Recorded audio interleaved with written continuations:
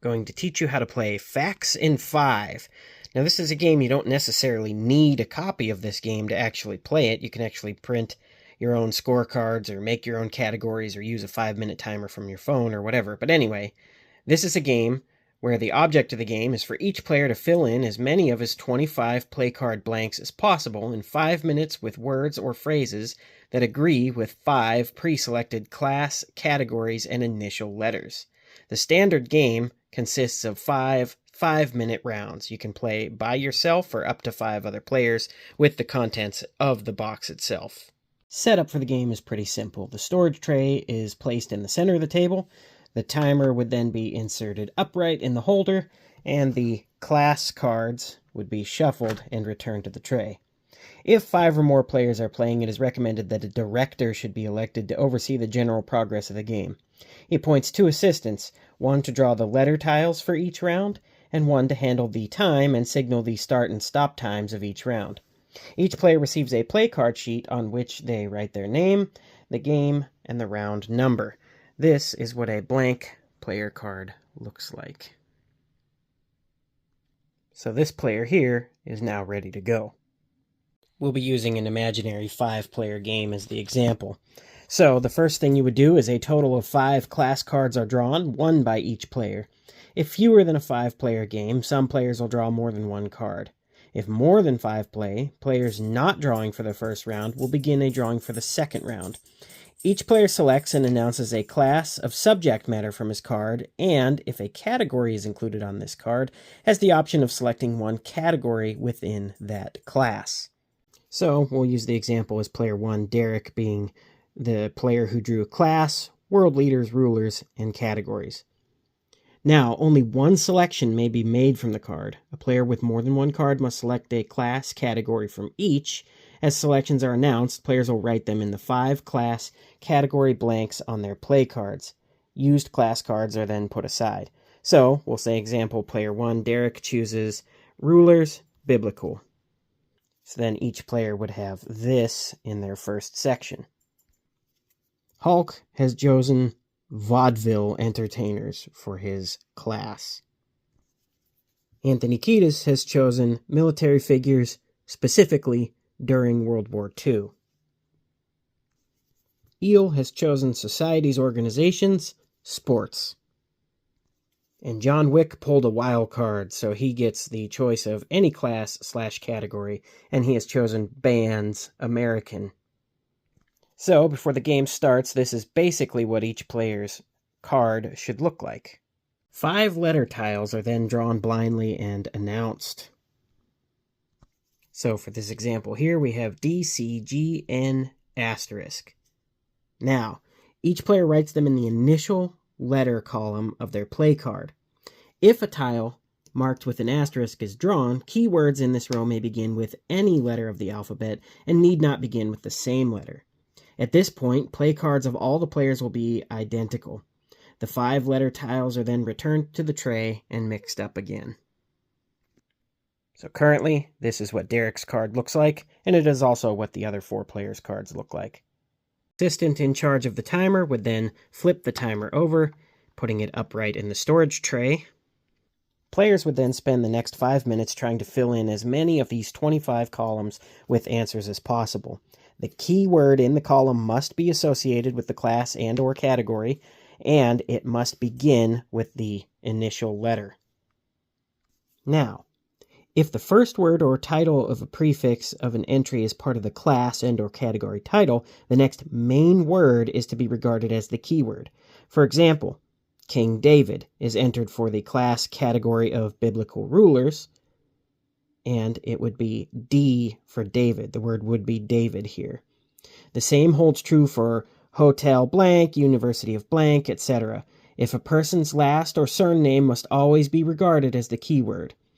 Stage or titled names are permissible if validated. The articles a, an, and the are never keywords. Minor variations in spelling should be allowed except in those classes and categories where the word spelling is part of the entry requirement. The initial letters of keywords, however, must be correct. A specific entry can only be written once on the play card, even though it may be valid in another blank. So you can't use King David in other spots. And each spot may only have one answer in it. You can't switch it up. Remember that surnames and last names are considered the keyword, and that an entry may only be used once, even if it's valid in other blanks on your card.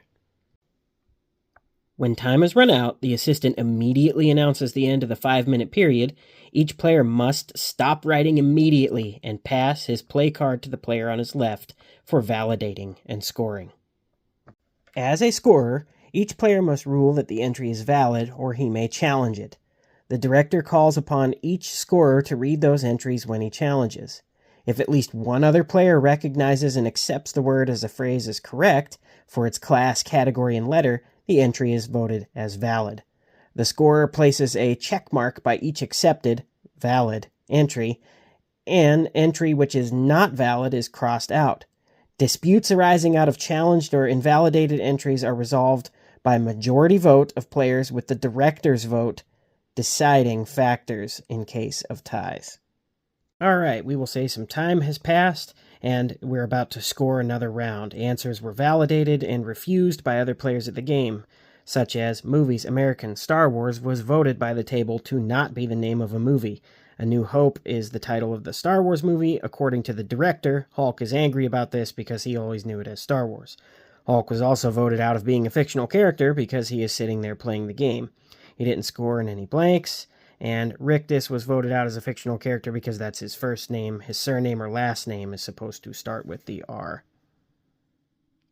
Superhero names were accepted, like Superman and Cyclops, because they have an alter ego as well as their hero name.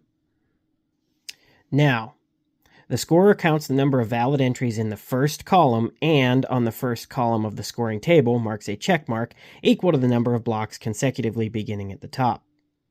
The total number of marks in that column is then multiplied by itself, squared, and the resulting number is written in the box beneath that column. The process is repeated for each of the 4 remaining columns.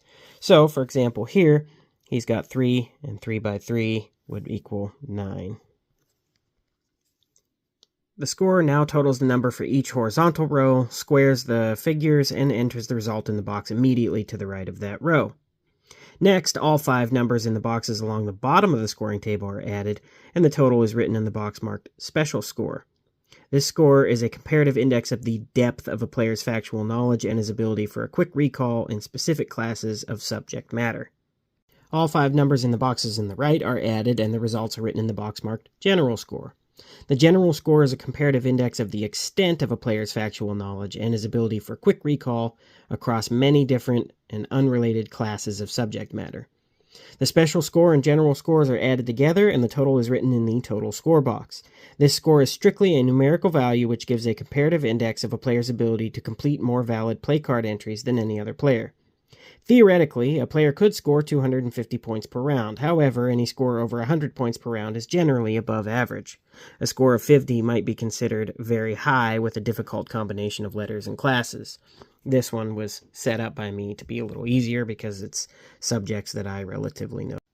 After all play cards have been scored, the director records the points on a master scorecard sheet under the player's name. After all scores have been recorded, each player turns his play card over, or gets a new one if both sides of the play card have been used, for the start of the next round. All players begin each new round with a blank play card. 5 class cards are then drawn from the storage tray, 5 more letter tiles are drawn, and the entire sequence of play is repeated. When the last round has been played, the director adds all scores on the master scorecard to arrive at the grand total for each player. Highest grand total score in each classification determines the winner for each. One player may win in all 3 classifications, or 3 different players may each win in 1 classification. So at the end of a game, this is what you're looking for, where there may be a player who dominates in all 3 or dominates in 1 and is weaker in the other. Now, there are variations. I will, after I get over this, though, show a still image of the play card and the master scorecard, so if you screenshot or print, or you could just find one on the internet or make your own. Anyway, the variations are team play. Players may participate in teams instead of individually, such as men versus women, couples versus couples, etc. All rules of standard play apply to each team as if it were an individual player. Verifying entries. This game variation uses any available reference books, almanacs, dictionaries, encyclopedias, etc. to resolve disputes arising out of challenged or individual entries. Entries that cannot be verified by a reference book are then subject to a majority vote in the usual manner. Forced categories. This method requires that whenever an option exists, all players must choose a category as well as a class from the class cards. This adds a degree of difficulty to the game and is recommended for advanced players. Combined categories.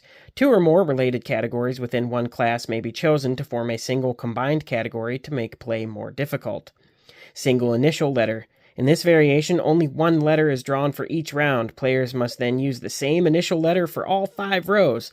This helps overcome the scoring advantage some experienced players may have in memorizing a single entry for certain classes, categories for the most popular letters. Some of the difficult letters, such as Q or X, in titles are marked with an asterisk. They may be removed before attempting this method. Then there's also the children's version. When children play, only the class needs to be used by them, even when they are competing against adults who have chosen a category. This will help equalize the difference in knowledge between child and adult. Here is a master scorecard. I will hold the image for 10 seconds.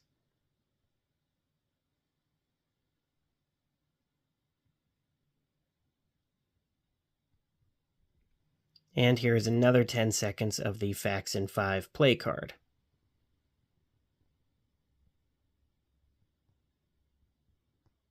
And that was how to play Facts in 5, the game of knowledge. I really like games like this that challenge like word memory or just category memory, etc. Trivial Pursuit, Taboo, categories. You get the idea. Like I said, you don't necessarily need this actual game to recreate it yourself. You can just play it. But it's a pretty fun game. Nice time sitting down with people, and it's a lot easier to get a 5-minute timer now with phones and electronics. I didn't test to see if that's actually 5 minutes, but really fun little game that's been around. I have a copy from 1969. It's probably even older than that. Cool little bookcase game.